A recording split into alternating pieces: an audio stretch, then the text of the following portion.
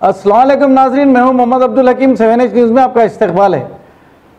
मेलचल district Quthbullapur मंडल में 129 division में मस्जिद बिलाल में इफ्तार पार्टी का एहतमाम अमल में आया है। इस मौके पर कांग्रेस लीडर इस्माइल और दूसरों ने शिरकत की है। आइए देखते हैं इस मामले पे हमारे नुमाइंदे मोहम्मद अनवर की ये रिपोर्ट।